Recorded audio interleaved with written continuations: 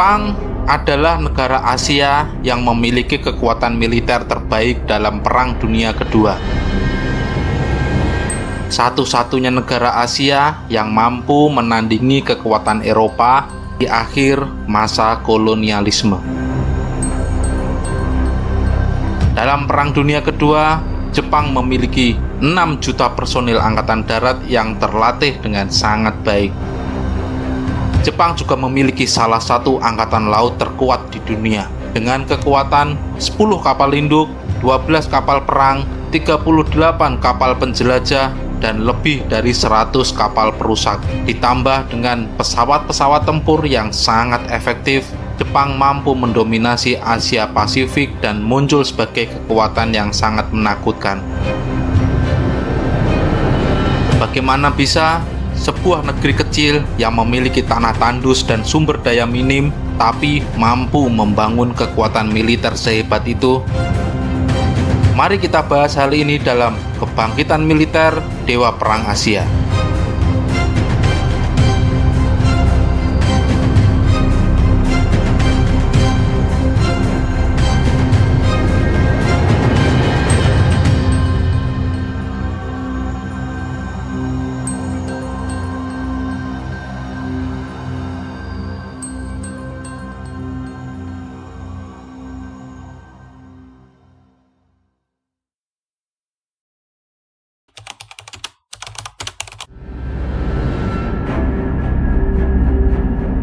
Pada tahun 1400-an hingga tahun 1600-an, Jepang adalah negara yang sangat kacau.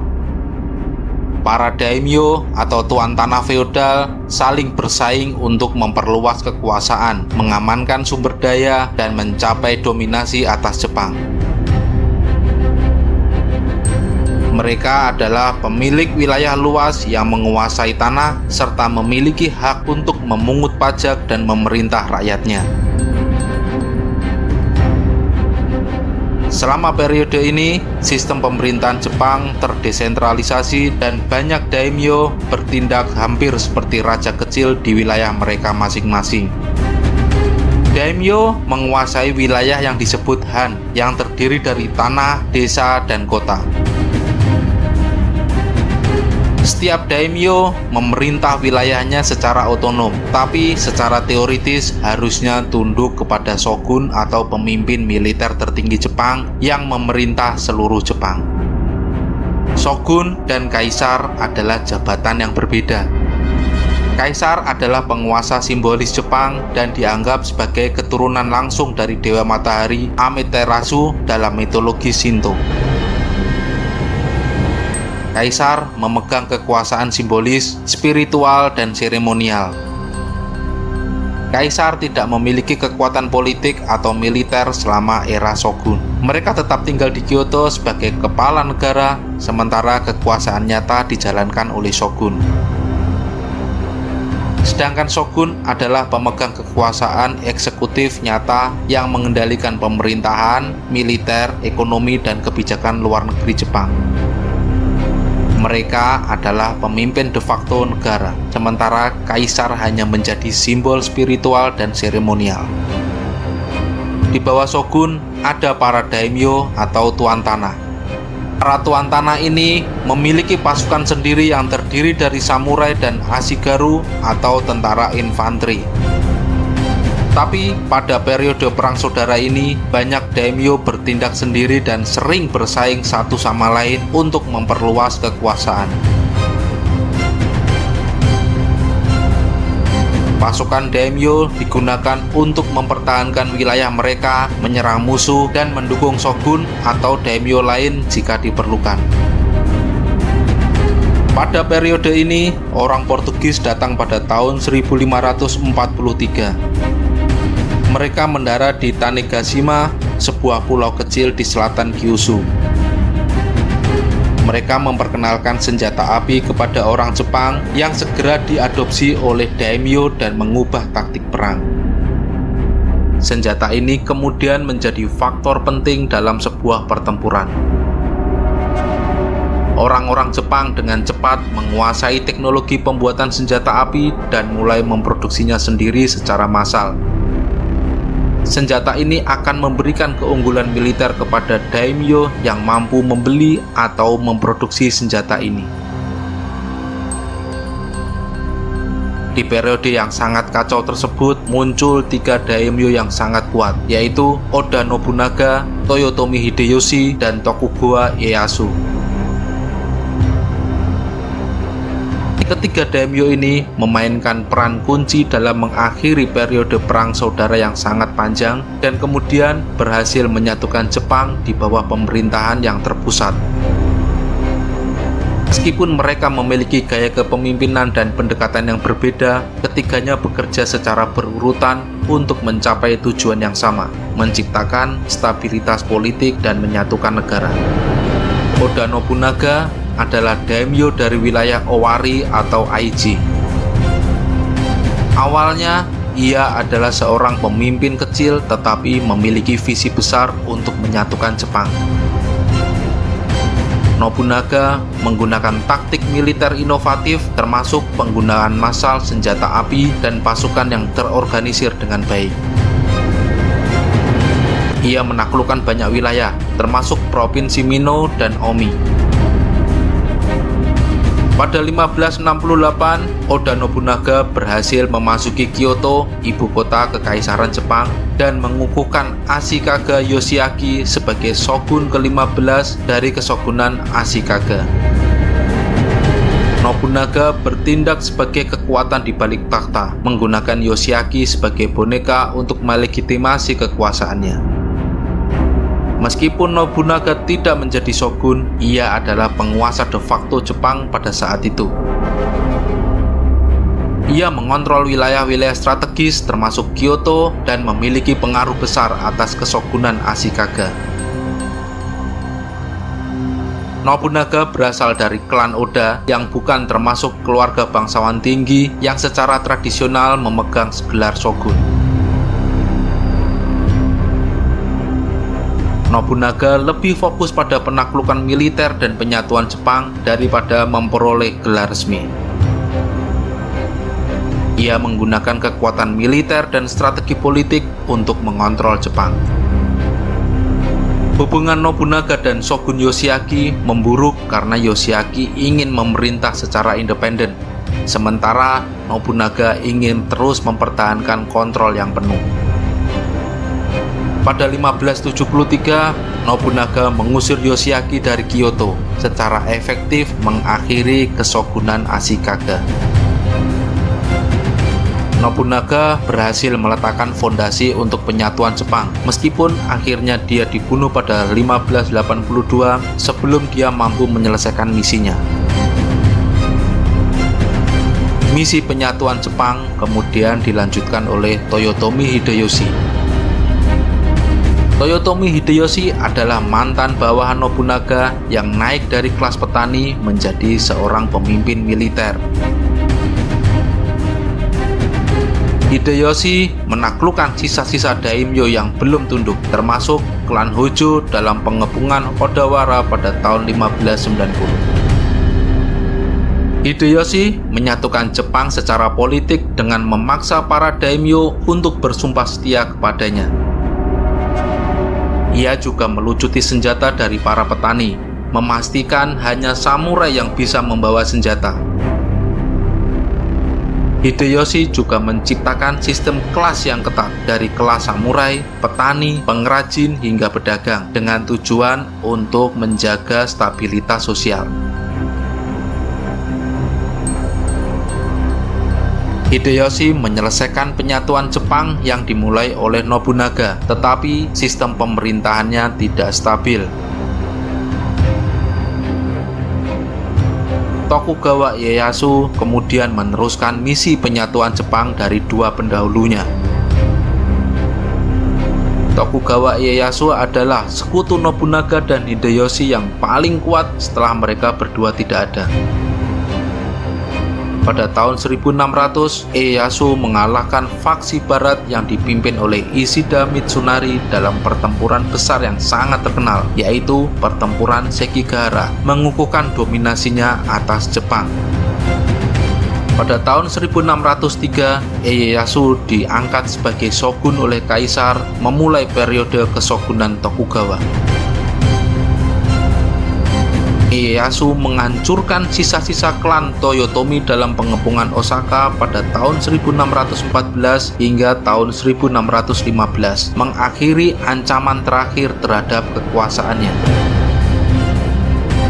Ieyasu kemudian menciptakan sistem pemerintahan yang terpusat dan stabil, termasuk kebijakan sistem sandera untuk memastikan kesetiaan para daimyo atau tuan tanah. Ieyasu menyelesaikan penyatuan Jepang dan menciptakan stabilitas politik yang langgeng, mengakhiri periode Perang Saudara.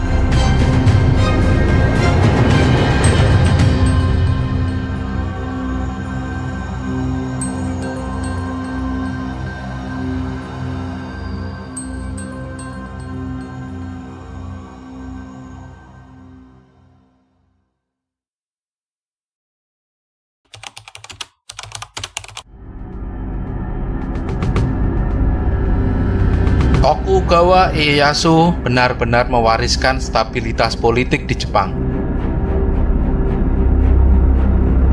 Keshogunan Tokugawa berhasil tetap stabil dan bertahan hingga 250 tahun.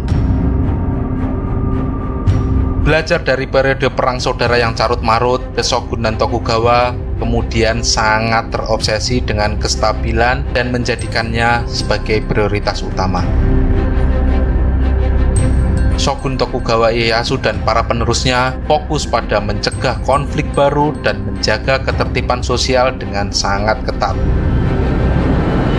Untuk mencegah pemberontakan dan mempertahankan stabilitas, Tokugawa menerapkan sistem pemerintahan yang sangat terpusat dan otoriter. Shogun memiliki kekuasaan absolut, tetapi para daimyo tetap memiliki otonomi di wilayah mereka asalkan mereka setia kepada shogun. Tokugawa membekukan mobilitas sosial dengan sistem 4 kasta utama, yaitu kasta samurai yang pada masa damai lebih berperan sebagai birokrat. Kemudian kasta petani yang dihormati karena menghasilkan makanan, tetapi jumlahnya sangat dibatasi. Kemudian ada kasta pengrajin yang membuat barang-barang penting, dan yang paling bawah adalah kasta pedagang karena dianggap tidak produktif, tetapi akhirnya menjadi golongan yang paling kaya di akhir periode Tokugawa. Keshogunan Tokugawa memastikan setiap orang dan keturunannya tetap di kastanya sehingga tidak mengancam kestabilan sosial.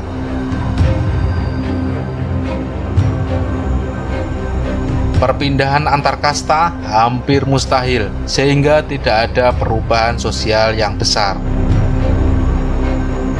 Hanya kaum samurai yang diperbolehkan membawa pedang, namun samurai dilarang terlibat dalam perdagangan agar tetap setia kepada shogun. Mereka hanya diperbolehkan bekerja sebagai birokrat atau pejabat pemerintah. Untuk mengendalikan para daimyo atau tuan tanah, Keshogunan Tokugawa menerapkan sistem Sanken Kotai, di mana para daimyo wajib tinggal di Edo atau Tokyo setiap 2 tahun sekali dan harus meninggalkan keluarga mereka di Tokyo sebagai sandera. Sistem ini sangat efektif untuk mencegah pemberontakan para daimyo karena kehidupan mewah di Edo atau Tokyo membuat mereka sulit mengumpulkan kekuatan untuk melawan shogun. Jikapun para daimyo berani memberontak, keluarganya yang berada di Edo bisa dihukum mati. Keshogunan Tokugawa sangat membatasi penyebaran ide-ide yang bisa mengganggu ketertiban. Buku-buku yang berisi kritik terhadap keshogunan dilarang dan dihancurkan. Literatur asing, kecuali dari Belanda, dilarang masuk ke Jepang. Agama Kristen dianggap sangat berbahaya karena bisa menjadi sumber pemberontakan. Semua warga Jepang diwajibkan terdaftar di kuil Buddha lokal untuk memastikan mereka bukan orang Kristen. Demi stabilitas, Keshogunan tak hanya menolak ide atau doktrin asing, bahkan Keshogunan menerapkan kebijakan isolasi nasional dari luar Jepang yang kemudian dikenal sebagai Sakoku. Kebijakan Sakoku ini membatasi Jepang berhubungan dengan dunia luar, termasuk dalam perdagangan. Hanya beberapa pelabuhan seperti Nagasaki yang diizinkan berinteraksi dengan pedagang asing, terutama pedagang dari Belanda dan Cina. Kebijakan ini bertujuan mencegah pengaruh asing, terutama dari misionaris Kristen. Meskipun mengisolasi diri dari dunia luar, Jepang mengalami pertumbuhan ekonomi yang sangat signifikan. Pertanian, perdagangan dalam negeri, dan industri kerajinan berkembang sangat pesat.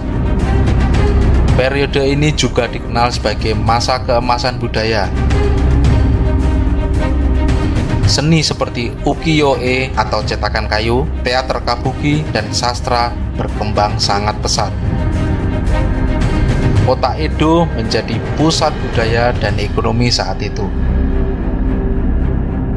Selama lebih dari 250 tahun, Keshogunan Tokugawa memerintah Jepang dengan sistem feodal yang stabil. Namun, kebijakan isolasi ini membuat Jepang tertinggal dalam perkembangan teknologi dan militer jika dibandingkan dengan negara-negara barat. Pada 8 Juli 1853, Commodore Matthew Perry dan armada kapal perang Amerika Serikat tiba di Teluk Tokyo dengan 4 kapal perang modern yang dilengkapi dengan meriam besar.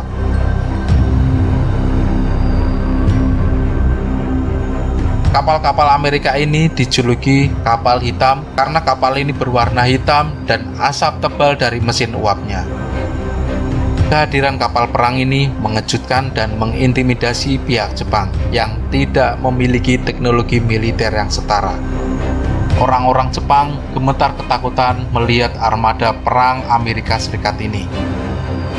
Amerika Serikat datang untuk ingin membuka pelabuhan Jepang untuk perdagangan, terutama ingin menjadikan pelabuhan Jepang sebagai tempat berlabuh bagi kapal-kapal mereka yang berlayar ke Cina dan sebagai sumber batu bara untuk kapal uap Amerika Serikat. Commodore Perry menyerahkan surat dari Presiden Amerika Serikat Millard Fillmore kepada Shogun Tokugawa. Surat itu berisi permintaan membuka pelabuhan Jepang untuk perdagangan dan suplai batu bara. Kemudian permintaan memberikan perlindungan bagi pelaut Amerika yang terdampar di Jepang. Ditambah permintaan untuk membuka hubungan diplomatik antara Amerika Serikat dan Jepang. Commodore Perry memberi waktu 1 tahun kepada Jepang untuk mempertimbangkan tuntutan ini dan berjanji akan kembali untuk menerima jawabannya. Keshogunan Tokugawa kebingungan dan ketakutan serta tidak siap menghadapi tekanan militer teknologi barat. Mereka menyadari bahwa Jepang sangat tertinggal dalam hal persenjataan dan kapal perang. Bangsa Jepang merasa terintimidasi dan terancam dengan kekuatan asing tersebut. Para pemimpin Jepang terpecah antara ingin membuka diri atau tetap mempertahankan isolasi. Pada Februari 1854, Commodore Perry kembali dengan armada yang lebih besar, yaitu terdiri dari 7 kapal perang. Intimidasi yang dirasakan Jepang jauh lebih besar lagi. Kali ini, Jepang tidak punya pilihan selain menegosiasikan permintaan Amerika Serikat ini. Jepang kemudian terpaksa menandatangani perjanjian Kanigawa dengan Amerika Serikat yang mencakup pembukaan pelabuhan Shimoda dan Hakodate untuk kapal Amerika Serikat, kemudian pemberian izin kepada kapal Amerika Serikat untuk mengambil suplai batu bara dan air, serta perlindungan bagi pelaut Amerika Serikat yang terdampar di Jepang. Perjanjian Kanagawa memicu serangkaian perjanjian serupa dengan kekuatan barat lainnya seperti Inggris, Rusia, dan Perancis. Jepang merasa terpaksa membuka pelabuhan dan memberikan hak istimewa kepada negara-negara asing ini. Periode isolasi diri Jepang sudah berakhir. Banyak samurai dan daimyo yang marah atas keputusan Keshogunan untuk menyerah kepada tekanan asing. Mereka merasa Shogunan telah melemahkan kedaulatan Jepang. Ketidakmampuan Keshogunan menghadapi tekanan asing merusak legitimasi mereka. Banyak orang Jepang mulai mempertanyakan mengapa Keshogunan masih memegang kekuasaan. Kedatangan armada Commodore Perry dan juga bangsa barat lainnya ini kemudian menyadarkan bangsa Jepang bahwa mereka sangat tertinggal secara teknologi dan militer. Ini memicu upaya modernisasi yang akhirnya mencapai puncaknya selama era restorasi Meiji.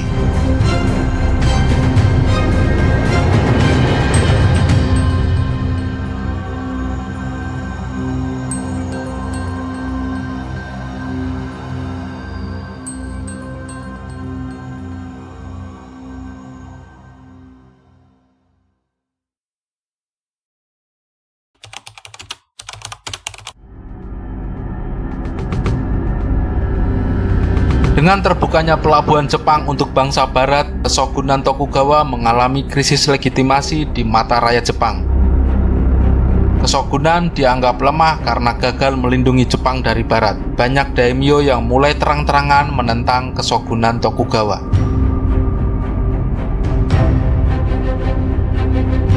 Kematian Shogun Tokugawa Iemochi pada tahun 1866 menambah ketidakstabilan politik. Tokugawa Yoshinobu naik takhta pada tahun 1867 tetapi tidak mampu meredam gejolak ini. Daimyo dari Tosa kemudian menyarankan Shogun Yoshinobu untuk mengembalikan kekuasaan ke Kaisar Meiji secara damai. Usulan Daimyo Tosa ini kemudian disetujui oleh Yoshinobu. Pada tanggal 9 November 1867, Shogun Yoshinobu mengundurkan diri, mengakhiri 265 tahun kekuasaan Tokugawa dan kemudian menyerahkan kekuasaan eksekutif ke Kaisar Meiji.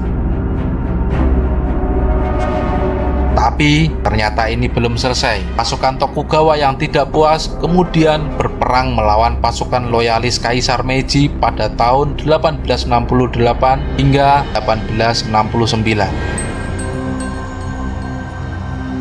Pasukan Kaisar menang dengan menggunakan senjata modern dari barat. Ibu kota Tokugawa, Edo, menyerah tanpa pertumpahan darah sama sekali. Yoshinobu ditangkap tapi diampuni.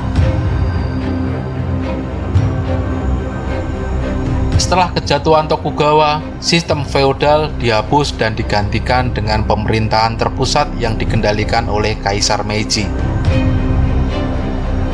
Kaisar yang sebelumnya hanya simbol tanpa kekuasaan, kini menjadi kepala negara dan pemimpin tertinggi Jepang.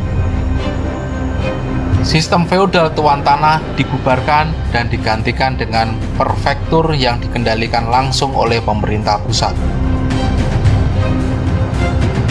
Para daimyo atau tuan tanah dipaksa menyerahkan tanah mereka, tetapi sebagian dari mereka kemudian diangkat sebagai gubernur di prefektur baru. Dengan sistem ini, Jepang menjadi negara modern dengan pemerintahan terpusat, bukan lagi negara feodal yang terpecah-pecah. Konstitusi Meiji diumumkan pada tahun 1889 yang mengadopsi sistem pemerintahan konstitusional berdasarkan model Jerman. Dewan Perwakilan Rakyat dibentuk untuk mewakili rakyat, tetapi kekuasaan eksekutif tetap di tangan kaisar. Jepang memiliki sistem monarki konstitusional, tetapi kaisar tetap memiliki wewenang yang cukup besar. Tidak hanya konstitusi, Jepang juga mengubah sistem ekonomi feodal menjadi sistem ekonomi kapitalis dan industri modern. Modernisasi industri ini kemudian disebut sebagai kebijakan Fukoku Kyohei yang bisa diartikan negara kaya, militer kuat. Jepang mulai membangun industri modern seperti produksi besi, baja, dan tekstil. Pemerintah juga membangun rel kereta api, pabrik, dan pelabuhan untuk meningkatkan perdagangan. Pabrik-pabrik modern mulai bermunculan yang mengubah ekonomi Jepang dari agraris menjadi industri. Pemerintah juga mendukung perusahaan besar milik konglomerat seperti Mitsubishi, Sumitomo, Mitsui, dan Yasuda. Mereka menguasai sektor-sektor ekonomi utama seperti pertambangan, perkapalan, dan perbankan. Dengan adanya mereka, Jepang dapat bersaing dengan perusahaan-perusahaan barat. Restorasi Meiji juga kemudian menghapus sistem kasta feodal, menjadikan tatanan sosial yang lebih fleksibel. Samurai, tani, pengrajin, dan pedagang sekarang dianggap setara sebagai warga negara Jepang. Masyarakat Jepang kini memiliki kesempatan untuk naik status sosial berdasarkan pendidikan dan keterampilan. Para samurai kehilangan hak istimewa dan tunjangan mereka, serta harus mencari pekerjaan lain. Banyak dari samurai yang kemudian menjadi pejabat ataupun pengusaha. Sistem pendidikan modern diperkenalkan berdasarkan model Perancis dan Jerman. Sekolah-sekolah didirikan di seluruh Jepang dan pendidikan dasar diwajibkan bagi anak-anak. Pendidikan sains, teknologi, dan militer diutamakan dengan siswa terbaik yang kemudian dikirim ke luar negeri untuk belajar. Universitas Tokyo dan lembaga akademik lainnya didirikan untuk mencetak pemimpin masa depan. Pakaian barat mulai menggantikan kimono, terutama di kalangan pejabat dan militer. Kalender Gregorian menggantikan kalender tradisional Jepang. Sistem matriks menggantikan sistem pengukuran feodal. Delegasi Jepang dikirim ke Amerika Serikat, Inggris, Perancis, dan Jerman untuk mempelajari sistem pemerintahan dan teknologi mereka. Jepang kemudian meniru banyak sistem dari Barat, terutama dalam hukum, pemerintahan, dan militer. Jepang juga mencoba menegosiasikan ulang perjanjian-perjanjian tidak adil yang ditandatangani di era Tokugawa. Salah satu perubahan paling drastis setelah kejatuhan Tokugawa adalah modernisasi militer Jepang yang bertujuan untuk menyamai kekuatan Barat. Sebelum restorasi Meiji, kekuatan militer Jepang terbagi antara para daimyo dan samurai, tanpa tentara nasional. Jepang kemudian melakukan modernisasi militer besar-besaran dengan tujuan untuk menghapus sistem lama berbasis samurai dan kemudian menciptakan angkatan bersenjata modern yang dapat bersaing dengan kekuatan Barat. Samurai kehilangan hak istimewa mereka dan dilarang membawa pedang di tempat umum. Sistem wajib militer diterapkan, di mana semua pria Jepang harus menjalani pelatihan militer selama 3 tahun. Sistem wajib militer ini menghapus hak istimewa kalangan samurai, karena kini rakyat biasa pun juga bisa menjadi tentara. Samurai yang kehilangan hak istimewanya ada yang memberontak dalam pemberontakan Satsuma pada tahun 1877, tetapi berhasil dikalahkan oleh tentara modern Jepang. Angkatan Darat Kekaisaran Jepang atau Imperial Japanese Army didirikan pada tahun 1871 dengan meniru sistem Jerman yang dianggap paling kuat saat itu. Jerman juga membantu dengan mengirimkan instruktur militer ke Jepang untuk melatih tentara angkatan darat. Unit infanteri dilatih dalam strategi Eropa modern, menggantikan taktik perang tradisional samurai. Jika samurai menggunakan pedang dan panah, sekarang tentara modern Jepang sudah menggunakan senjata api. Jepang mulai membeli senapan, artileri, dan persenjataan dari berbagai negara Eropa seperti Perancis, Inggris, dan Jerman. Tapi pada tahun 1890-an, Jepang sudah bisa memproduksi senjatanya sendiri di arsenal Yokosuka dan Osaka. Secara struktur, Jepang juga melakukan perombakan militer besar-besaran. Staf Umum Angkatan Darat Kekaisaran Jepang dibentuk untuk merencanakan strategi nasional. Akademi Angkatan Darat Kekaisaran Jepang juga didirikan pada tahun 1874 untuk melatih perwira Angkatan Darat. Untuk para perwira Angkatan Darat terbaik dikirim untuk belajar di Akademi Militer Jerman. Sistem pangkat juga sudah diperkenalkan, di mana promosi tidak berdasarkan keturunan seperti zaman samurai, tetapi berdasarkan prestasi. Jepang juga memahami bahwa untuk menjadi kekuatan besar, mereka membutuhkan angkatan laut yang modern.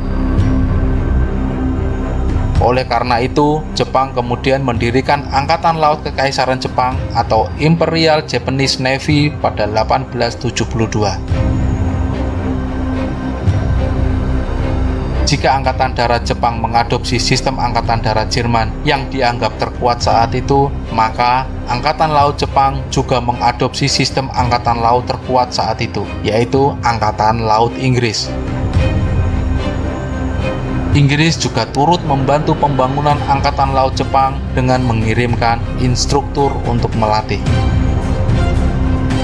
Akademi Angkatan Laut Kekaisaran Jepang dibuka pada tahun 1888 untuk melatih para perwira. Perwira terbaik kemudian dikirim ke Inggris untuk belajar taktik Angkatan Laut modern. Jepang juga mulai membeli kapal perang dari Inggris dan Perancis, termasuk kapal lapis baja. Tetapi pada tahun 1890-an, Jepang sudah mampu membangun kapal perang sendiri, seperti di galangan kapal Yokosuka. Jika sebelum restorasi Meiji, Jepang hanya memiliki kapal perang kecil berbasis kayu, maka setelah restorasi Meiji, Jepang mulai membangun kapal perang baja dengan teknologi terkini dari Inggris. Angkatan bersenjata Jepang semakin lama semakin kuat dan mulai bersiap untuk berperang.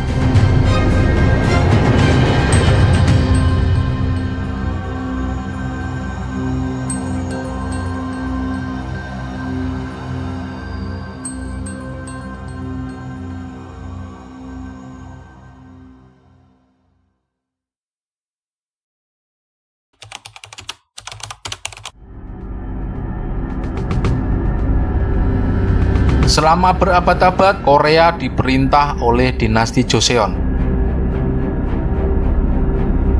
Secara diplomatik, Korea adalah negara vasal atau negara bawahan dari dinasti Qing Tiongkok.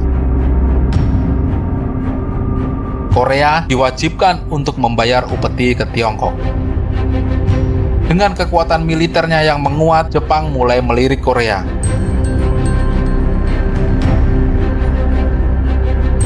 Jepang melihat Korea sebagai wilayah strategis untuk ekspansi ekonomi dan militer. Jepang ingin mengakhiri pengaruh Tiongkok di Korea dan menjadikannya sekutu Jepang. Jepang ingin mengikuti jejak negara-negara Eropa yang membangun imperium kolonial. Jepang melihat keberhasilan Inggris dan Perancis dalam menjajah Asia sebagai model bagi ekspansinya. Dengan mengalahkan Tiongkok, Jepang berharap bisa mendapatkan wilayah baru dan hak perdagangan yang lebih luas. Di sisi lain, dinasti Qing Tiongkok masih ingin mempertahankan Korea sebagai buffer zone atau zona penyangga terhadap ancaman dari Jepang dan Barat. Namun, berkebalikan dengan militer Jepang yang semakin lama semakin kuat, dinasti Qing masih menggunakan militer tradisional yang semakin lama terasa semakin lemah. Sejak Perang Candu pada tahun 1840-an, dinasti Qing telah kalah dalam banyak perang melawan Barat. Setelah kalah dari Inggris dan Perancis dalam Perang Candu kedua pada 1856 hingga 1860, dinasti Qing dipaksa membuka pelabuhan dan wilayahnya untuk kekuatan asing. Jepang melihat kelemahan ini sebagai kesempatan emas untuk memperluas pengaruhnya. Pada tahun 1890-an, Korea mengalami krisis ekonomi, kelaparan, dan korupsi pemerintahan. banyak rakyat Korea tidak puas dengan pemerintah, sehingga sangat mudah dipengaruhi oleh kekuatan asing. Raja Korea, Raja Gojong, menghadapi tekanan dari kelompok pro-Tiongkok dan pro-Jepang. Pada tahun 1894 terjadi pemberontakan Donghak, pemberontakan besar yang dilakukan oleh petani Korea yang menentang dinasti Joseon. Pemberontakan ini anti-Barat, anti-Kristen, dan anti-Tiongkok, serta menuntut reformasi sosial. Raja Korea kemudian meminta bantuan Tiongkok untuk menumpas pemberontakan ini. Tiongkok kemudian mengirim pasukan ke Korea pada Juni 1894. Jepang menganggap langkah ini melanggar konvensi Tianjin yang telah disepakati pada tahun 1885, di mana Tiongkok dan Jepang sepakat tidak akan mengirim pasukan ke Korea tanpa memberitahu satu sama lain. Jepang kemudian juga mengirimkan pasukan ke Korea, tetapi bukan untuk membantu pemerintah Korea, melainkan untuk menggulingkan pemerintah Korea yang pro-Tiongkok. Pada 4 Juli 1894, pasukan Jepang merebut istana Gyeongbokgung di Seoul dan menangkap Raja Gojong. Jepang kemudian memaksa Raja Gojong untuk mengeluarkan deklarasi perang terhadap Tiongkok. Setelah menguasai Seoul, Jepang kemudian menyerang pasukan Tiongkok di Seonghan, dekat Asan, Korea. Pasukan Qing kalah telak dan Jepang berhasil mengusir mereka dari wilayah selatan Korea. Jepang berhasil menguasai daratan Korea, sementara pasukan Tiongkok yang tersisa mundur ke Manchuria, tetapi mereka masih berharap bisa mengirim bala bantuan ke Korea. Armada Beiyang dari Angkatan Laut Tiongkok diperintahkan untuk melindungi jalur pasokan dari Tiongkok ke Korea. Jepang melihat ini sebagai kesempatan untuk menghancurkan kekuatan laut Tiongkok dalam satu pertempuran besar. Pada 17 September 1894 terjadi pertempuran besar di perairan Sungai Yalu. Perairan ini adalah perbatasan alami antara Korea dan Manchuria yang masih dikuasai Tiongkok. Armada Jepang mendekati pasukan Tiongkok dalam formasi garis lengkung yang memungkinkannya menyerang dengan cepat. Kapal Jepang memiliki meriam modern dengan kecepatan tembakan lebih tinggi dibandingkan dengan kapal Tiongkok. Mereka menembakkan artileri dengan cepat, memaksa kapal Tiongkok dalam posisi bertahan. Tiongkok kemudian menerapkan strategi bertahan, tetapi kapal-kapalnya terlalu lambat untuk merespon. Kapal perang Tiongkok Sichuan dan Jingyuan dihujani tembakan artileri Jepang. Kapal perang Ziyuan tenggelam setelah kaptennya menginstruksikan untuk melakukan serangan bunuh diri terhadap kapal perang Jepang. Kapal utama Dingyuan terkena banyak serangan dan tidak bisa bergerak. Armada Jepang berhasil menghancurkan setengah dari kapal-kapal perang Tiongkok, sementara sisanya kabur ke Port Arthur. Jepang berhasil menenggelamkan 5 kapal perang Tiongkok dan menghancurkan moral pasukan Qing. Pada tanggal 21 November 1894, Jepang menyerang Port Arthur, pangkalan utama Tiongkok di semenanjung Liaodong. Jepang menang dengan cepat, tetapi terjadi pembantaian terhadap warga sipil Tiongkok oleh tentara Jepang. Pada bulan Januari hingga Februari 1895, Jepang terus melanjutkan upayanya untuk melumat Angkatan Laut Tiongkok hingga kekuatan terakhirnya.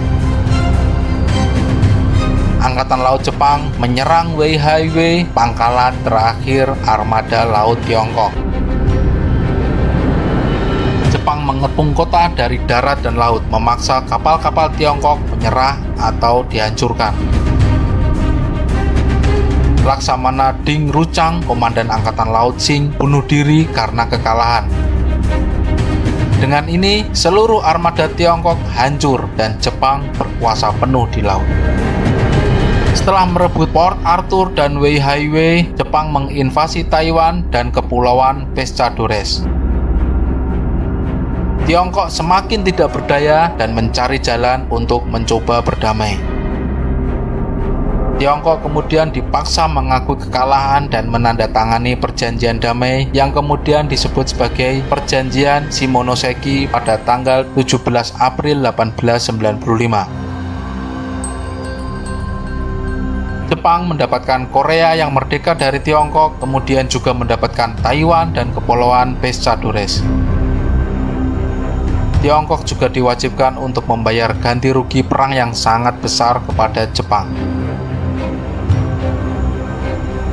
Kekalahan ini membuktikan bahwa ternyata dinasti Qing sudah sangat lemah dan tidak mampu menghadapi kekuatan modern. Kekacauan internal Tiongkok meningkat yang akhirnya mengarah ke revolusi Xinhai pada tahun 1911 yang kemudian menjatuhkan dinasti Qing. Setelah Jepang menang perang, Jepang mendapatkan semenanjung Liaodong, Taiwan, dan kepulauan Pescadores dari Tiongkok. Namun, kemenangan ini tidak diterima oleh kekuatan Eropa, terutama Rusia, Jerman, dan Prancis yang khawatir Jepang akan menjadi terlalu kuat di Asia Timur. Mereka kemudian memaksa Jepang untuk mengembalikan semenanjung Liaodong ke Tiongkok. Ketiga negara ini mengancam Jepang dengan kemungkinan perang jika Jepang menolak. Jepang merasa dipermalukan secara diplomatik setelah memenangkan perang dengan susah payah. Nasionalisme Jepang meningkat dengan banyak orang Jepang menyadari bahwa mereka harus lebih kuat lagi untuk menghadapi kekuatan Barat. Tetapi Jepang baru saja selesai berperang melawan Tiongkok dan belum cukup kuat untuk menghadapi tiga kekuatan besar Eropa secara bersamaan. Akhirnya, pada 5 Mei 1895, Jepang setuju untuk mengembalikan semenanjung Liaodong kepada Tiongkok, tetapi Jepang meminta kompensasi sebanyak 30 juta tael perak. Setelah memaksa Jepang keluar dari semenanjung Liaodong, Rusia kemudian malah menyewanya dari Tiongkok pada tahun 1898. Rusia kemudian mengubah Port Arthur di semenanjung tersebut untuk menjadi pangkalan militernya mereka sendiri. Ini memicu kemarahan Jepang. Jerman juga mengambil Teluk Jiaozhou dan mendirikan pangkalan militer di Qingdao, sedangkan Perancis memperluas wilayahnya di Indochina dan mendapatkan lebih banyak konsesi di Tiongkok. Jepang sangat marah atas keadaan itu dan kemudian memfokuskan diri pada modernisasi militernya. Jepang terus-menerus memperkuat angkatan lautnya dan mengembangkan strategi perang yang lebih agresif. Jepang mulai bersiap untuk membalas kelicikan Rusia.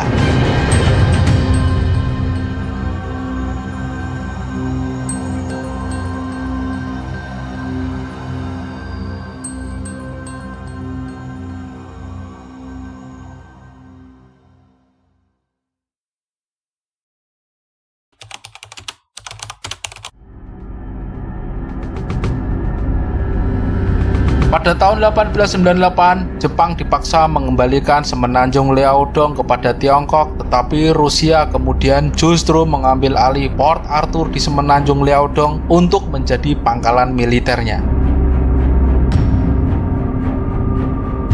Tidak berhenti di sini, Rusia terus memperkuat diri di Manchuria dan Korea yang membuat Jepang merasa terancam.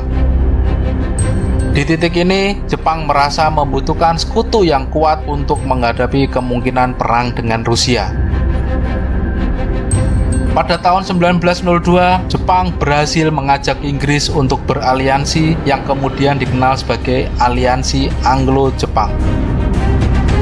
Inggris khawatir dengan ekspansi Rusia di Timur Jauh, terutama di Tiongkok dan India. Inggris tidak ingin Rusia menguasai Port Arthur dan Manchuria karena itu bisa mengancam dominasi Inggris di Asia. Inggris juga melihat bahwa Jepang adalah sekutu yang ideal untuk menyeimbangkan kekuatan di kawasan Asia Timur. Dengan adanya aliansi Anglo-Jepang ini, Jepang merasa jauh lebih kuat. Jika Jepang berperang melawan Rusia dan kemudian negara lain misalnya Prancis atau Jerman ikut campur, Inggris wajib membantu Jepang. Ini memberi Jepang kepercayaan diri untuk segera melancarkan serangan terhadap Rusia. Pada 8 Februari 1904, Jepang melancarkan serangan kejutan ke Port Arthur, menandai dimulainya Perang Rusia-Jepang. Tanpa menyatakan perang, Angkatan Laut Jepang langsung menyerang armada Rusia di Port Arthur. Jepang berhasil melumpuhkan sebagian besar kapal perang Rusia di pelabuhan. Di darat juga terjadi pertempuran besar. Angkatan Darat Jepang bertempur melawan Rusia di sekitar Sungai Yalu. Jepang berhasil mengalahkan pasukan Rusia dan menyeberangi Sungai Yalu, membuka jalan untuk menyerang Manchuria lebih jauh lagi. Pada Agustus 1904, Jepang mengepung Port Arthur selama 5 bulan dalam salah satu pertempuran paling berdarah dalam perang ini. Jepang menggunakan artileri berat dan serangan infanteri brutal untuk merebut benteng Rusia. Pada 2 Januari 1905, Rusia menyerah, memberikan Jepang kemenangan strategis yang besar. Pasukan Jepang terus maju jauh ke Manchuria. Pada Februari hingga Maret 1905 terjadi pertempuran besar di Mukden. Pertempuran ini adalah pertempuran terbesar di darat selama Perang Rusia-Jepang ini yang melibatkan 270.000 tentara Jepang melawan 330.000 tentara Rusia. Jepang memenangkan pertempuran ini yang memaksa Rusia mundur dari Manchuria. Pertempuran tak hanya terjadi di daratan, di lautan pertempuran juga terjadi dan tidak kalah brutalnya. Armada Baltik Rusia yang dikirim untuk menghancurkan armada laut Jepang menempuh perjalanan sepanjang 33.000 km dari Eropa ke Asia selama 7 bulan. Armada Baltik Rusia ini berhasil lolos dari blokade di perairan Eropa yang dilakukan Inggris yang juga merupakan sekutu Jepang. Saat tiba di Selat Tsushima pada tanggal 27 Mei 1905, armada Baltik Rusia ini langsung dihancurkan armada Jepang yang dipimpin oleh Laksamana Togo Haihachiro. Jepang berhasil menenggelamkan atau menangkap 34 dari 38 kapal Rusia, menghancurkan angkatan laut Rusia secara total. Kemenangan atas pertempuran laut di Tsushima ini mengamankan dominasi Jepang di laut dan memaksa Rusia untuk mencari perdamaian. Amerika Serikat melalui Presiden Theodore Roosevelt menjadi mediator untuk mengakhiri perang. Jepang dan Rusia mensepakati perjanjian Portsmouth yang isinya bahwa Rusia harus mengakui Korea sebagai wilayah pengaruh Jepang. Rusia juga harus menyerahkan Port Arthur, semenanjung Liaodong, dan separuh pulau Sakhalin kepada Jepang. Rusia juga harus menarik pasukannya dari Manchuria. Bagi Rusia, kekalahan ini memicu revolusi Rusia 1905 yang memperlemah kekuasaan Tsar Nicholas II dan menjadi awal dari keruntuhan Kekaisaran Rusia pada tahun 1917. Bagi Jepang, kekalahan ini membuktikan bahwa Jepang menjadi kekuatan besar dunia setara dengan negara-negara barat. Perang ini adalah perang pertama kalinya dalam era modern sebuah negara Asia ternyata mampu mengalahkan kekuatan barat. Kepercayaan diri Jepang meningkat yang akhirnya mengarah ke imperialisme yang lebih agresif di Asia. Jepang menjadi ancaman nyata bagi negara-negara barat, terutama Amerika Serikat.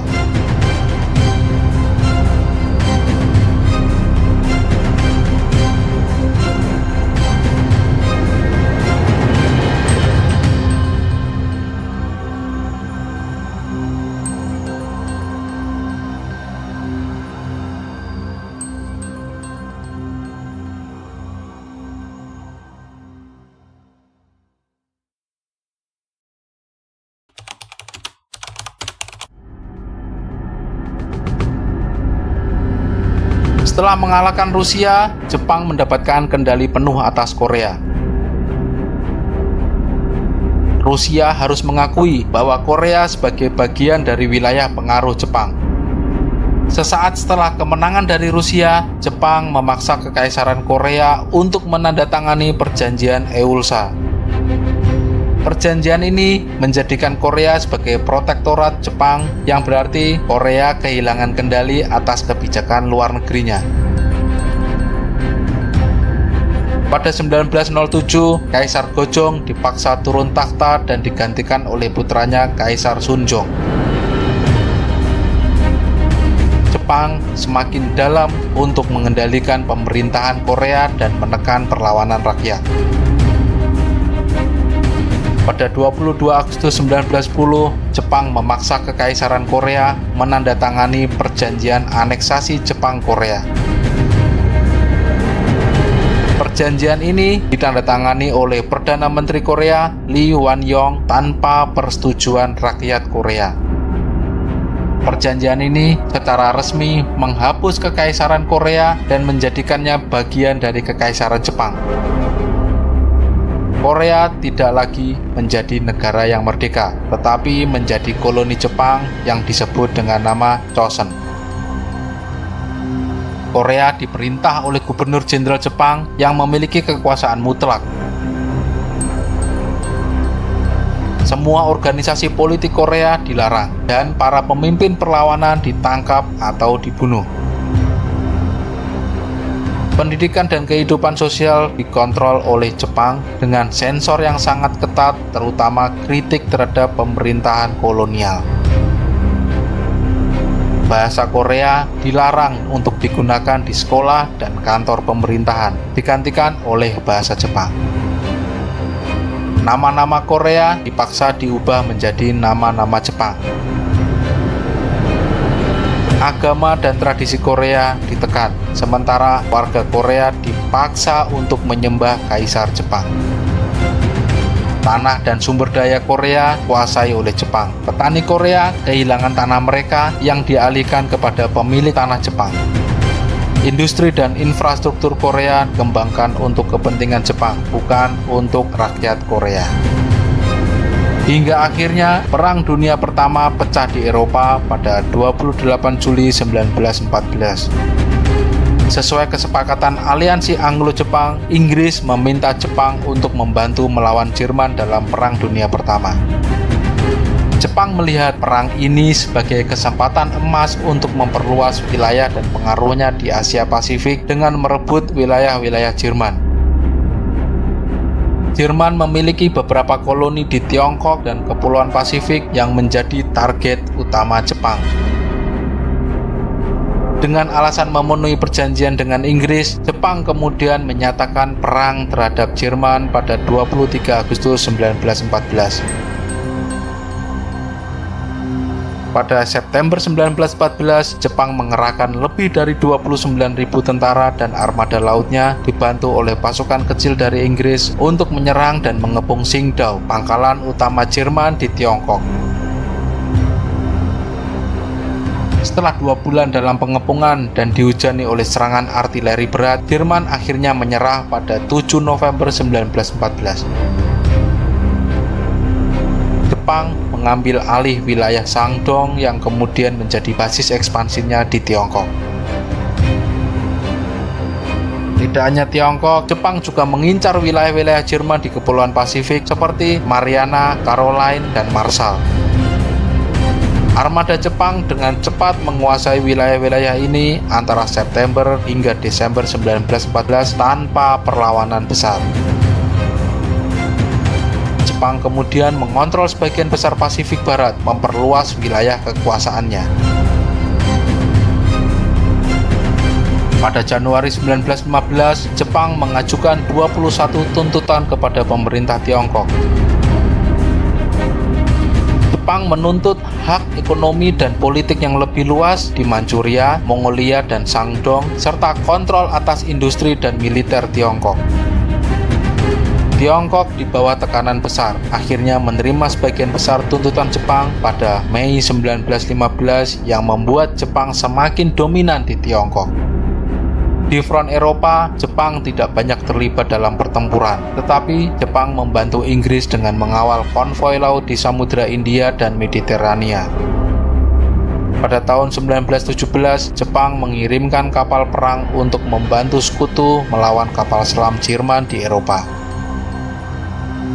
Perang Dunia Pertama berakhir pada 11 November 1918 dengan kemenangan pihak sekutu. Jepang tidak mengalami kerugian besar dalam perang, tetapi mendapatkan banyak keuntungan politik dan ekonomi. Dalam konferensi perdamaian Versailles, Jepang mendapatkan hak atas wilayah Jerman di Pasifik dan Shandong. Jepang juga menuntut dimasukkannya klausul kesetaraan ras dalam Piagam Liga Bangsa-Bangsa. Delegasi Jepang yang dipimpin oleh Makino Nobuaki berargumen bahwa klausul ini adalah prinsip dasar keadilan dan perdamaian global. Usulan klausul kesetaraan ras ditolak oleh negara-negara barat, terutama Amerika Serikat dan Australia. Penolakan ini kemudian dianggap sebagai penghinaan simbolis terhadap martabat Jepang. Amerika Serikat memiliki undang-undang diskriminatif seperti Chinese Exclusion Act dan kebijakan imigrasi yang membatasi orang Asia. Presiden Woodrow Wilson khawatir klausul tersebut akan membahayakan dukungan politik dalam negeri, terutama dari negara bagian seperti California yang terkenal anti-Asia. Sedangkan Australia menerapkan White Australia Policy untuk mempertahankan dominasi kulit putih. Perdana Menteri Billy Hughes secara terbuka menentang klausul tersebut karena dianggap mengancam kedaulatan imigrasi dan identitas nasional Australia. Negara-negara Eropa seperti Inggris dan Prancis, meski tidak secara langsung memperlihatkan penolakan, juga memiliki kepentingan menjaga hierarki kolonial. Pengakuan kesetaraan ras dapat membahayakan legitimasi penjajahan dan memicu tuntutan kemerdekaan dari wilayah jajahan. Barat jelas enggan mengakui Jepang sebagai kekuatan setara, meski Jepang telah mampu mengalahkan Rusia. Penolakan klausul ini mencerminkan sikap rasis yang menganggap bangsa non-kulit putih itu sebagai bangsa yang inferior. Jepang sangat kecewa dan marah atas penolakan klausul ini. Publik Jepang merasa dikhianati. Media nasional menyoroti penolakan ini sebagai bukti rasisme Barat yang tidak akan terdamaikan, memicu kemarahan kaum nasionalis. Banyak elit Jepang menganggap Barat tidak akan pernah menerima negara non-kulit putih sebagai negara yang setara, sekalipun Jepang telah mengadopsi sistem politik dan militer ala Barat. Kekecewaan ini memperkuat pandangan bahwa kerjasama dengan Barat tidak akan menguntungkan Jepang. Kelompok militer ultranasionalis menggunakan penolakan klausul ini sebagai bukti bahwa Barat tidak menghormati Jepang, sehingga mempromosikan kebijakan Asia untuk Asia. Narasi ini nantinya akan digunakan Jepang untuk membenarkan invasi ke Cina dan Asia Tenggara dengan dalih membebaskan wilayah tersebut dari kolonialisme Barat. Walaupun kecewa dengan sikap negara-negara Barat, Jepang masih tetap menjadi anggota Liga Bangsa-Bangsa hingga kemudian di tahun 1920-an badai resesi menghadang dunia. Bagaimana Jepang akan menghadapinya?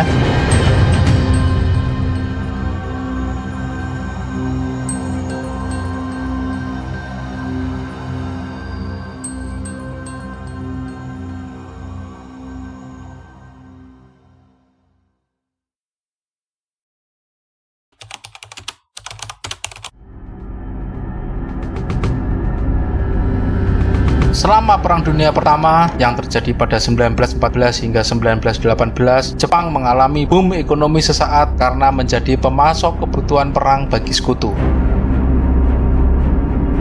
Namun, pasca perang, Jepang menghadapi resesi global, ketidakstabilan politik, dan tekanan sosial yang memuncak. Era tahun 1920-an ini disebut sebagai era Taisho demokrasi. Setelah Perang Dunia Pertama berakhir, permintaan internasional terhadap produk Jepang seperti tekstil dan kapal menurun drastis. Harga beras anjlok, memukul petani yang sebelumnya diuntungkan selama perang. Deflasi dan pengangguran melanda, terutama di sektor industri. Pemogokan buruh meningkat seperti pemogokan besar-besaran di Kawasaki, Yokohama pada tahun 1921. Industrialisasi yang pesat di kota seperti Osaka dan Tokyo terlihat kontras dengan kemiskinan di pedesaan. Petani terjerat utang akibat deflasi, sementara kelas pekerja perkotaan hidup dalam kondisi yang buruk. Di tengah ekonomi yang memburuk, politik Jepang juga sangat tidak stabil. Partai politik silih berganti berkuasa, tetapi korupsi dan konflik internal melemahkan legitimasi. Krisis ekonomi dan politik mengikis kepercayaan publik terhadap sistem parlementer. Militer, khususnya Angkatan Darat, mulai mengambil peran independen dari pemerintahan sipil. Pada tahun 1921, Perdana Menteri Hara Takashi yang dikenal sebagai figur demokratis dibunuh oleh nasionalis sayap kanan. Terorisme oleh kelompok ultranasionalis makin mengintimidasi politisi moderat. Semua ini menambah kekacauan politik Jepang pada saat itu. Nasib sial bangsa Jepang masih belum selesai. Pada tahun 1923, gempa dahsyat terjadi di Tokyo dan Yokohama, menghancurkan infrastruktur, menewaskan 140.000 orang, dan memicu kerugian ekonomi besar-besaran. Pemerintah kemudian mencetak uang secara masif untuk rekonstruksi, menyebabkan hiperinflasi dan krisis keuangan. Tengah riuh rendah badai ekonomi dan politik, Kaisar Taisho wafat pada tahun 1926 dan Kaisar Hirohito naik tahta.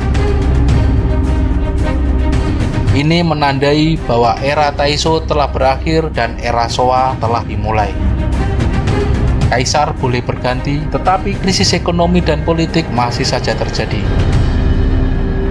Setelah setahun sejak Kaisar Hirohito naik tahta, terjadi krisis perbankan pada tahun 1927. Bank-bank kolaps karena pinjaman macet ke industri dan spekulasi properti. 38 bank bangkrut, termasuk Bank Taiwan milik pemerintah, memperparah ketidakpercayaan publik terhadap sistem keuangan. Pada tahun 1929, depresi besar melanda di seluruh dunia, dengan dampak terbesar terjadi pada perekonomian Amerika Serikat. Saat itu, Jepang sangat bergantung pada ekspor sutra ke Amerika Serikat dengan jumlah hingga 60% ekspor sutra dunia. Runtuhnya pasar Amerika Serikat membuat harga sutra ambruk, memiskinkan petani dan buruh di Jepang. Pengangguran meroket dan kelaparan meluas di pedesaan. Krisis ekonomi dan politik yang semakin dalam ini mengikis kepercayaan publik pada sistem demokrasi politik Jepang. Kaum militer dan ultranasionalis memanfaatkan ketidakpuasan ini untuk mendorong agenda ekspansionis. Kaum militer kemudian membuat sebuah rekayasa yang akan menyeret Jepang dalam pertempuran baru melawan Tiongkok.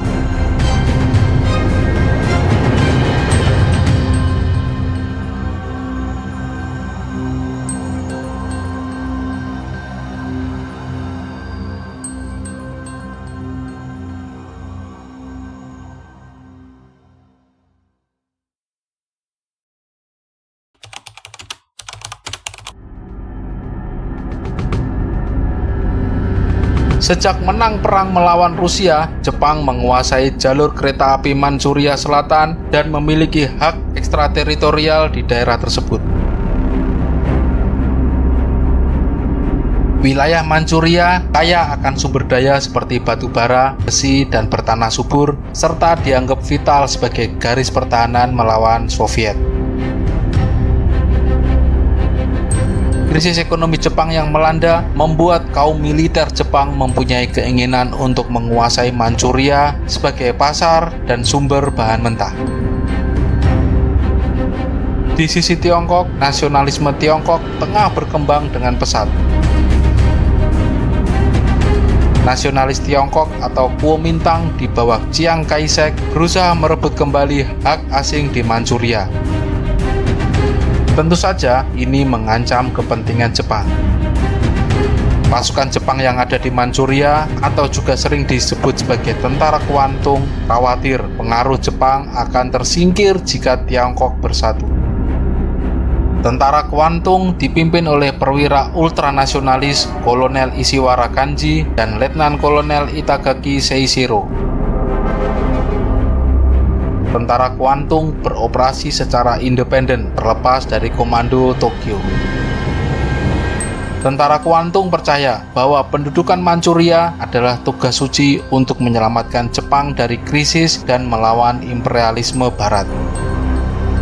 Pada tanggal 18 September 1931, sebuah ledakan kecil terjadi di dekat rel kereta api Jepang di Liutoahu, dekat Mukden dan Shenyang. Ledakan ini sebenarnya direkayasa oleh tentara kuantung sendiri, kemudian mereka menyalahkan teroris Tiongkok. Tentara kuantung langsung menggunakan insiden ini sebagai alasan untuk menyerang pasukan Tiongkok di Mukden dan kota-kota lain di Manchuria. Dalam hitungan hari, tentara kuantung berhasil merebut kota-kota strategis seperti Mukden, Changchun, dan Jilin. Pasukan Tiongkok di bawah Zhang Zuiliang diperintahkan oleh Chiang Kai-shek untuk tidak melawan karena fokus Kuomintang saat itu pada perang saudara melawan komunis pimpinan Mao Zedong. Pada Februari 1932, Jepang mendirikan negara boneka Manchukuo dan mengangkat Kaisar Puyi, mantan kaisar dinasti Qing, sebagai figur kepala negara. Negara Manchukuo sepenuhnya dikendalikan oleh Jepang dengan tentara kuantung sebagai penguasa de facto. Jepang kemudian menggunakan Manchuria sebagai pangkalan militer untuk invasi ke Cina dan Asia Tenggara. Melihat pasukan Jepang yang menginvasi Manchuria, dunia internasional langsung heboh. Liga Bangsa-Bangsa kemudian membentuk Komisi Leiden untuk menyelidiki insiden tersebut. Laporan Komisi Leiden menyatakan bahwa Jepang adalah agresor dan Manchukuo tidak sah. Jepang menolak laporan tersebut dan memutuskan untuk keluar dari Liga Bangsa-Bangsa pada tahun 1933. Di dalam negeri Jepang, insiden Manchuria memperkuat dominasi kaum militer dalam politik Jepang. Pemerintah sipil Jepang kehilangan kendali atas kelompok militer. Kelompok-kelompok ultranasionalis dan militerisme menggunakan kesuksesan di Manchuria untuk mendorong kebijakan agresif di Asia. Media Jepang mempropagandakan Manchukuo sebagai surga pembangunan dan kerjasama Asia. Rakyat Jepang yang tertekan oleh depresi besar, sebagian besar mendukung ekspansi Jepang untuk kemakmuran bersama Asia.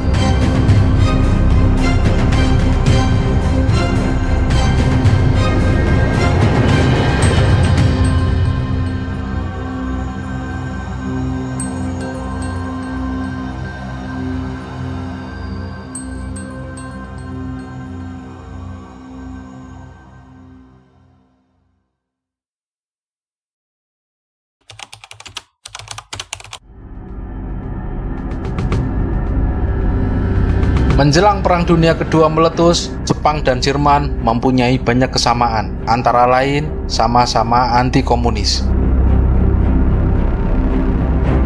Pada tahun 1917, Kekaisaran Rusia telah diruntuhkan oleh kaum komunis yang kemudian terkenal dengan istilah Revolusi Bolshevik.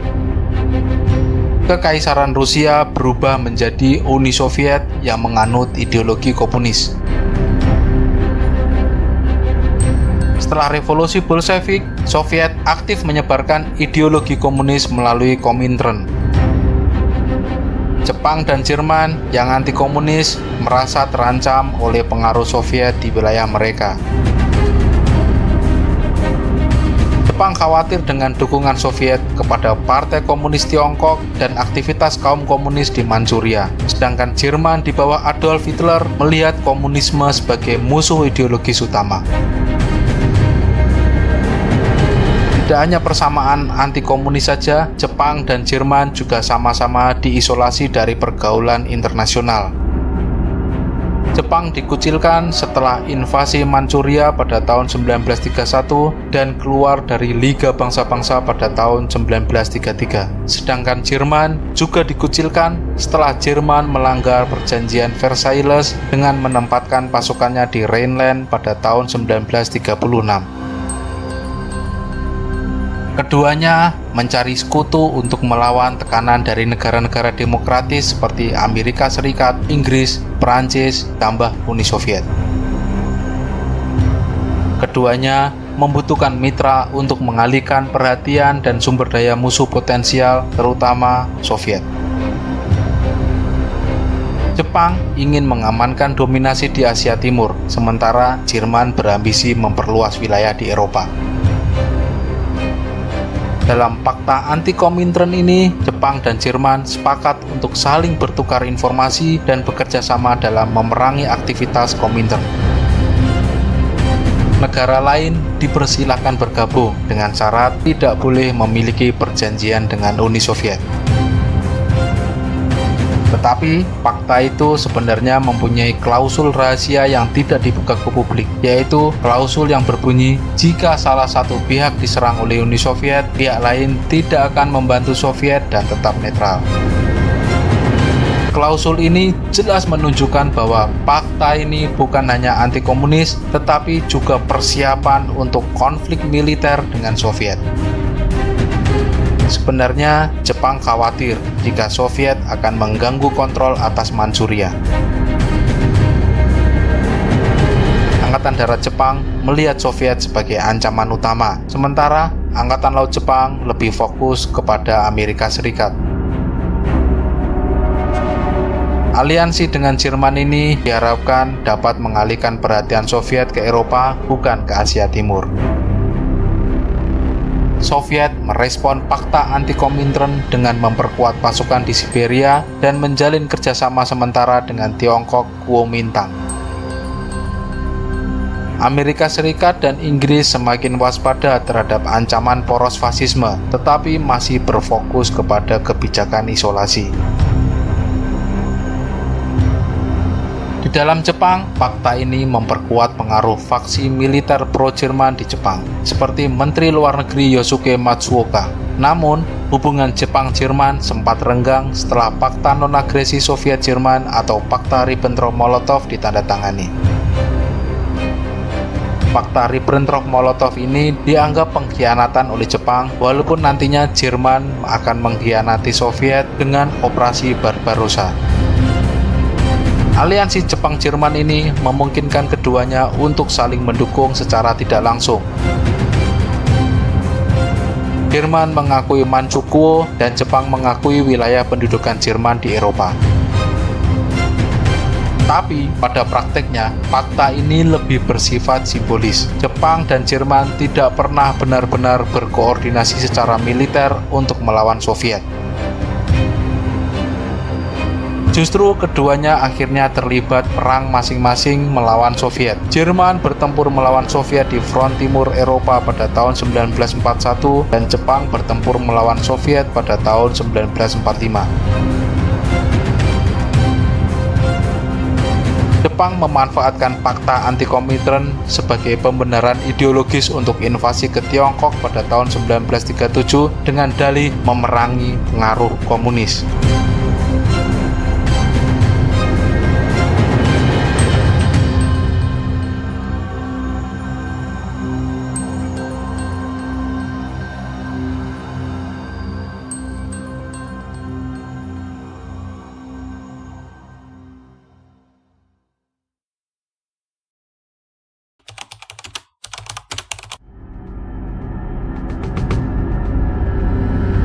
Dengan alasan memerangi pengaruh komunis, Jepang kemudian melakukan invasi ke Tiongkok.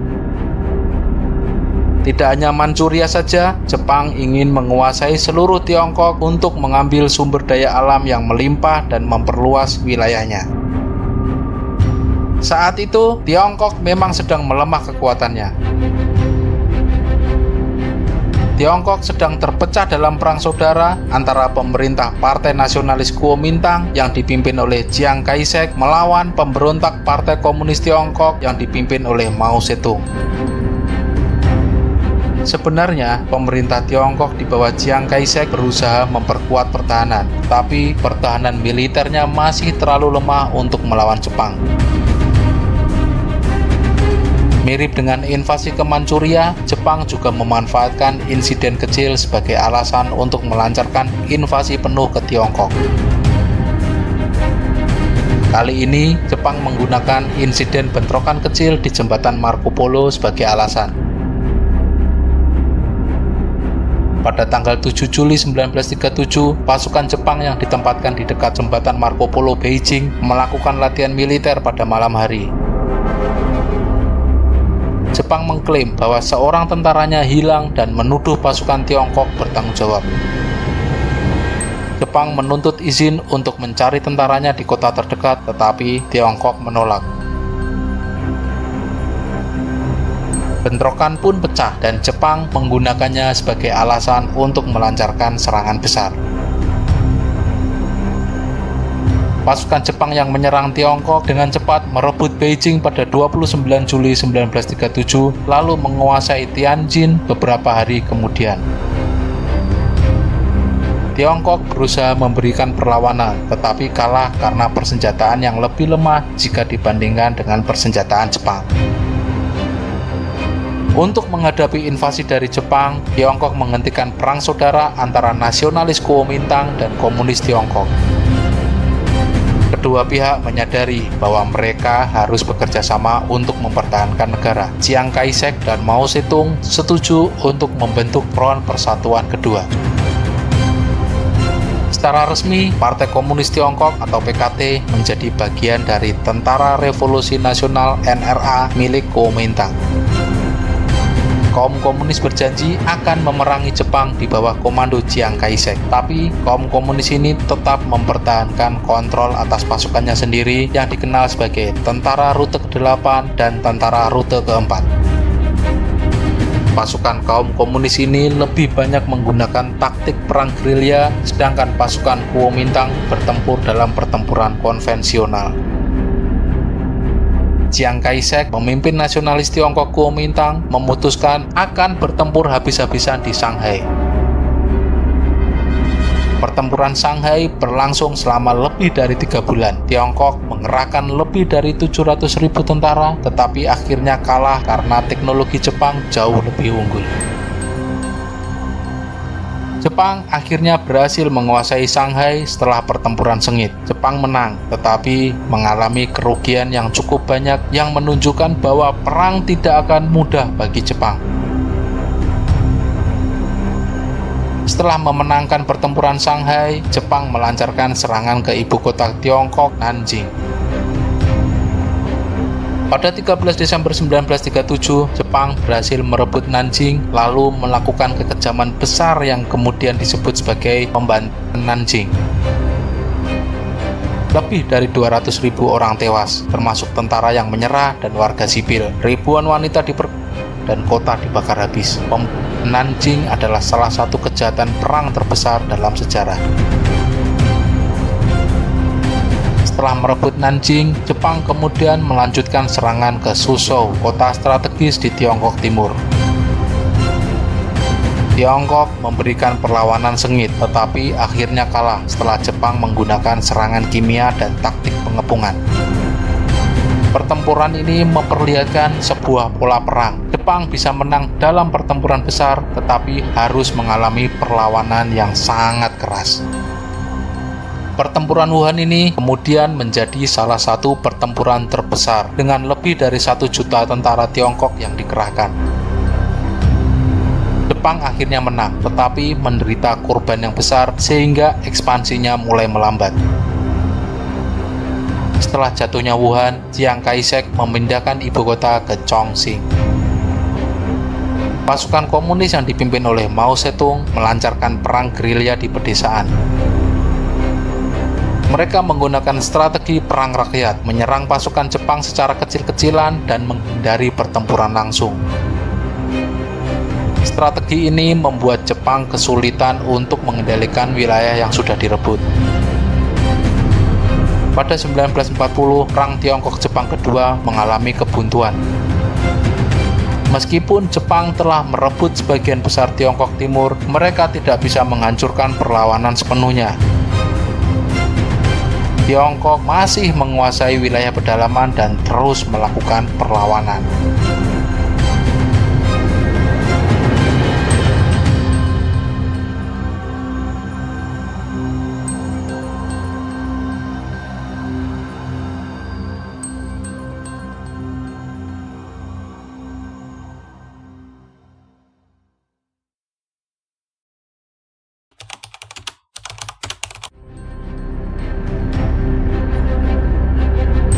Perang melawan Tiongkok terus berlarut-larut.